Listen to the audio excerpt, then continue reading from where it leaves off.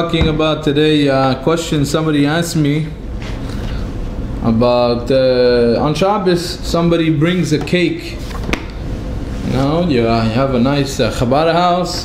Somebody brings a cake to your house, one of your guests, and it's your birthday, or it's your daughter's birthday, somebody's birthday, and on the cake it says Mazel Tov, Ad Mea Ve'esrim, everything, all types of letters, all types of shapes. Question is one allowed to eat it on Shabbos? So you ask, what's the problem? What's the problem to eat a cake on Shabbos? Einig Shabbos, what do you mean? Of course one could eat the cake. That's right. So what's the problem, Rabbi? We're not allowed to have cake on Shabbos? Well, the problem would be here would be a Melacha HaKotev. Melacha HaKotev is somebody erases on Shabbos. You're not allowed to erase any letters on Shabbos. Now, are we allowed? What's the Melacha HaKotev? Melacha HaKotev was something, a Melacha that's learned from the Lametet Melacha on Shabbos.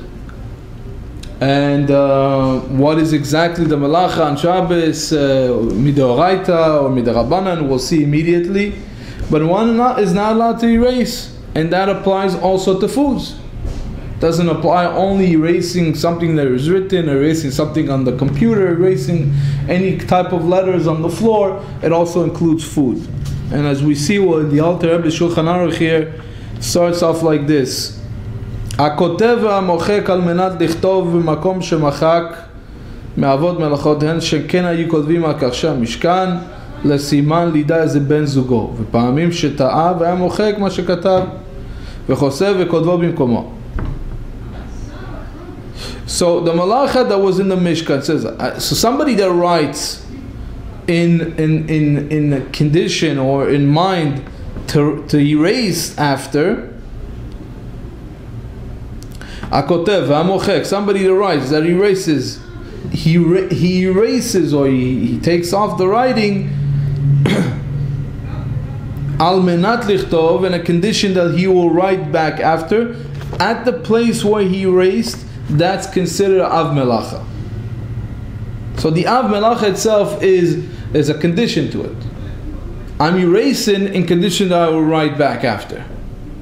Or not in condition, or that I will write after the place where I erased it. So that's a Av Melacha. Where do we find this Av Melacha? Because in the Kasha Mishkan, in the beams of the Mishkan, they would write the beams themselves, or the pallets of wood, they will write on it a sign which pallet of wood was close to the other one. And then sometimes they would make a mistake, they would erase, and then they would write back. So this is the Av Melacha of Midoraita. But Limchok shelo al menat lichtov lo haya b'mishkan ve'en ze minyan melacha klal. But somebody erases without having in mind to write back after, this Melacha was not found in the Mishkan, and therefore it's not a Av Melacha, it's not the Melacha itself that was in the Mishkan, then, and therefore somebody that just erases without having intention of writing after on back, that is not considered Av Melacha. It's not a Mochek Midoraita. Midrabanan Akol Banim, it would be Asur. And this is where we get. I'm not going to get into some of the details here because I want to get to the question, to the answer of our question, how does it apply concerning a cake, concerning cookies, like we know you have those little petit beurre biscuits, and on the petit beurre there's engraving. So we find in the Alter Rebbe later on in the Siman Shin Mem Sif Dalid, continuation of what we just read, it says Midivre Sofrim Asur Afilu Imchok Shelo Amad Lichtov. According to Rabbanan, erasing without the intention of writing is prohibited. But that's only a rabbinical prohibition. And therefore one is not permitted to break a cookie that has some kind of letters on it,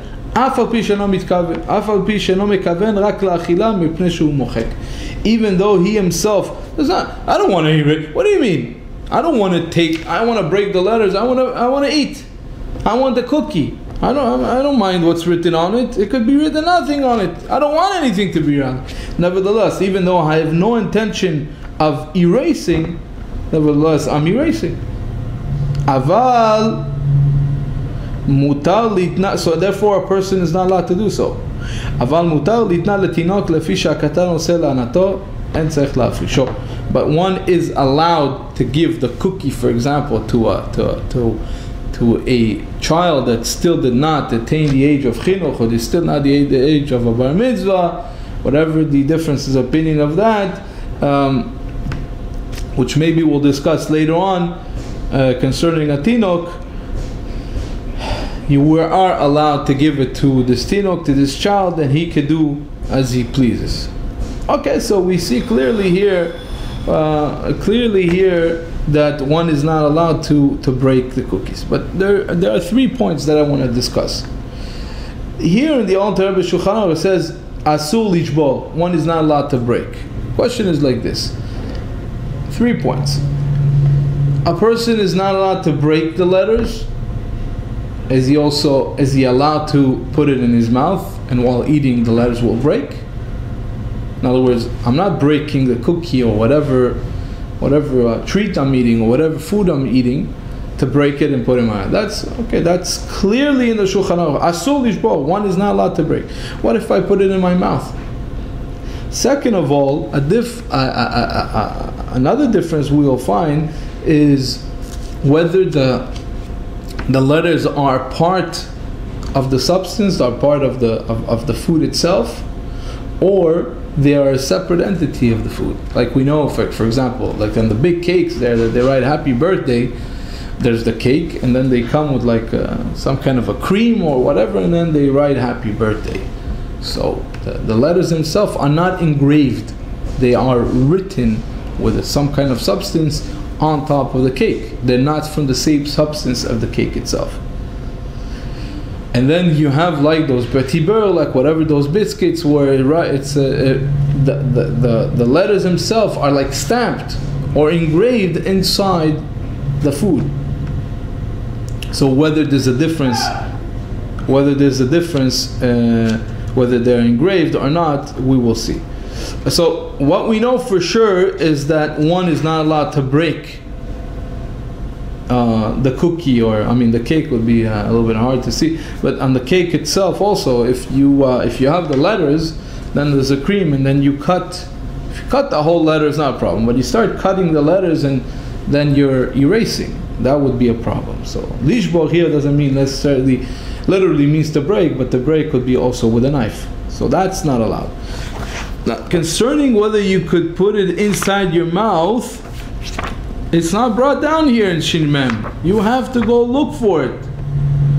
Here, if you go to Siman Shin Mem Dalid, which is really all the Simanim, Shin Mem Gimel, I'm sorry.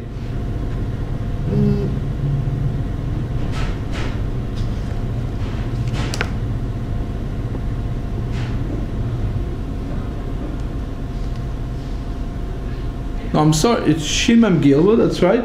Shin Mem Gimel is if Yud, it brings down here.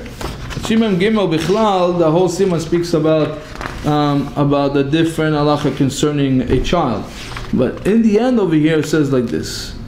It speaks about different things that you're allowed to give a child to play with on Shabbos, or whatever, different things that you're allowed or not. Here he brings already things that are permissible to give a child. So he says like this as follows: Aval mutar liten latinok b'Shabbat chafatzim shechol asot b'hem melacha la'atzmo v'afilu im yodea she'aseh b'hem.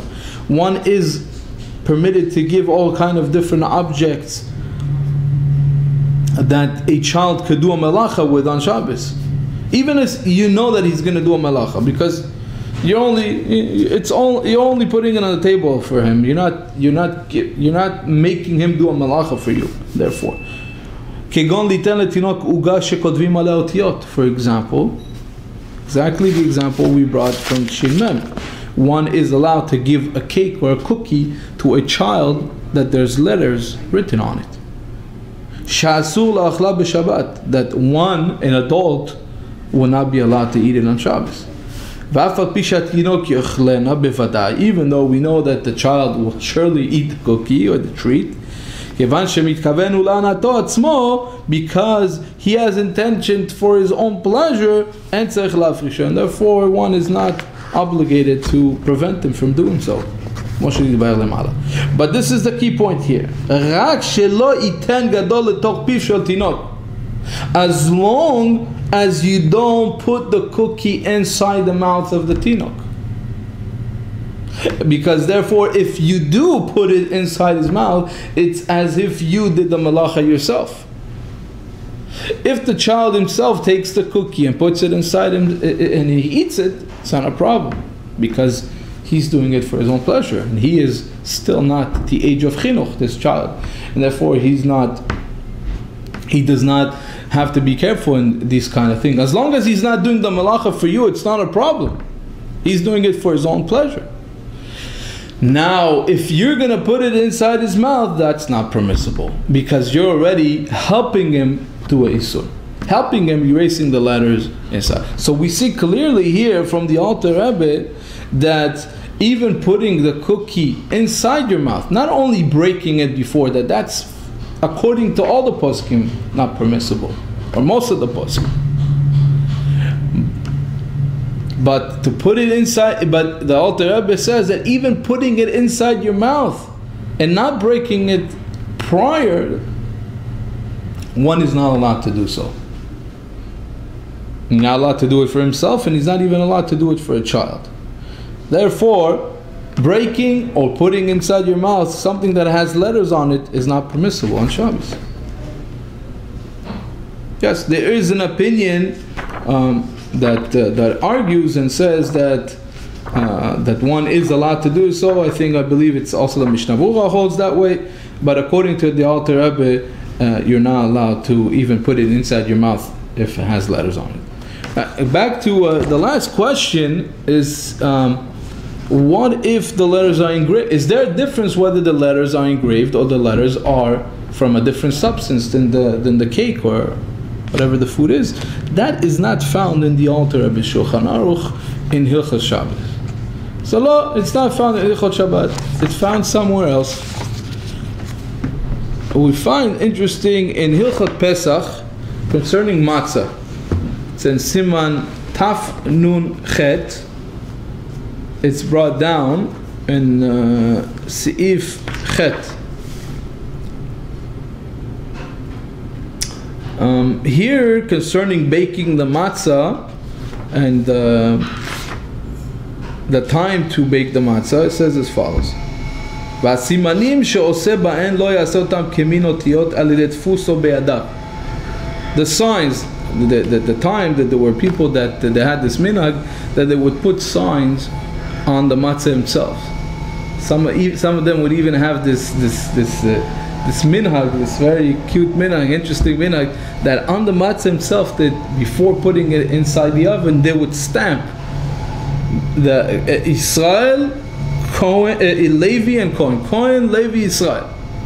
They would stamp on it, and therefore they would know exactly that this matzah for the Seder is the Cohen, and this matzah is the Levi, and this matzah is the Israel, and therefore they would have stamps on it. But the Alter Rebbe says one should not do so. Why? Because by doing so, you're putting letters on. You're making letters on the matzah, and what's the problem with that? Sharet tzarich leshavram b'yom tov, but you have to break them on Yom Tov. V'yesh osrim lishvor uga sheyesh ba kemin otiyot, and as we know that there are some that prohibit breaking a cake or a biscuit that has some kind of letters, just like we have learned in Hilchos Shabbos Shimem Gimel. Even though, as we said, mentioned above, that he does not have the intention of breaking them. His whole intention is to eat them. Just as we learned in Shimon, and therefore we only do these kind of signs just by putting holes, punching holes, or doing some kind of lines, because the line is already not a shape of a letter, and that's not a problem of breaking or erasing. Just be very careful, but that's already concerning Hilchot Pesach, the halacha concerning the matzah. And whatever it is, we see from here that since those letters were made by a stamp, or they were actually engraved and part of the matzah itself, we see that the Alter Rebbe, even in such a case, is machmir, and one is not allowed to erase them, even though the actual letters are part of the matzah, part of the biscuit itself. There are some poskim that hold that whenever they're part of the matzah itself, it's not a problem. The only problem would be if they are from a different substance, therefore this would be considered erasing. And the Alter Rebbe holds that even though they are part of the matzah and they are stamped, they are engraved inside the food, they are prohibited. So sum it up. Once, the answer would be, if somebody brings a cake to you on Shabbos and it has letters on it, you have to make sure whether the letters are part of the matzah or they're not part of the matzah, they're part of the cake or they're not part of the cake, or made from a different stumpers, engraved or not engraved, whether you eat it while inside your mouth or whether you eat it, you break it before, it's all prohibited. One is not allowed to erase the letters, whatever the case will be. So the way would be, if it's cookies that has a writing inside of it, so you have to eat around it, and you can eat the actual letters. When it's a cake, for example, and when it's a cake, for example, it has different letters. If you cut around the letters themselves, you could actually take off the piece with the letter. That would be permissible, but you would still not be able to eat it, because once you put it in your mouth, as we learned in the Alter Rebbe, you would be erasing the letter. The simple procedure would be maybe to take off, once you cut off a piece, to take off a thin layer and take off the letters and put it aside. Then you would ask me, maybe it's already borer because you're separating. So according to some opinion, that would not be considered borer, because it would be derech achilato, just like peeling an orange, etc., etc.